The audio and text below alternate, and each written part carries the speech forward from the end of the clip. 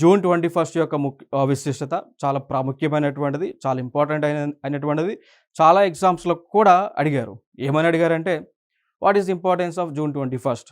Importance వచ్చేసి international yoga day అంటాం.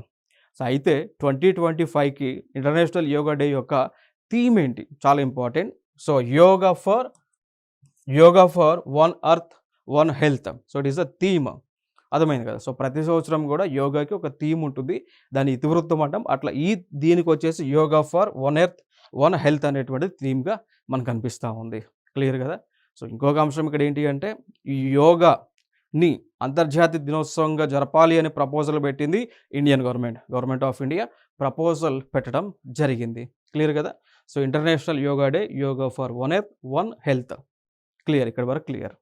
So, ఇంకొక అంశం ఏం చేస్తాం, ఈ రోజున ప్రపంచ దేశాలు అన్ని దేశాల్లో కూడా అన్ని గవర్నమెంట్స్ కూడా యోగా డేని అధికారికంగా నిర్వహించుకోవడం జరిగింది. ఓకే. సో, లాస్ట్ ఇయర్ మనం చూసుకుంటే యునైటెడ్ స్టేట్స్ ఆఫ్ అమెరికాలో మనం యోగా డేని అంటే యోగా ఆసనాలు అక్కడ వేయగా సో, ఎక్కువ మంది గ్యాదర్ అయినందుకు సో, గిన్నీస్ వరల్డ్ రికార్డ్ కూడా అక్కడ యోగా దినోత్సవం కండక్ట్ చేసినందుకు రావడం జరిగింది. సో, మోర్ పీపుల్ ఒక ప్లేస్‌లో గ్యాదర్ అయ్యి యోగా ఆసనాలు వేసిన సందర్భంగా వరల్డ్ గిన్నిస్ రికార్డ్ ఆ ప్లేస్‌లో అక్కడ జరిగినటువంటి ఈవెంట్‌కు రావటం జరిగింది.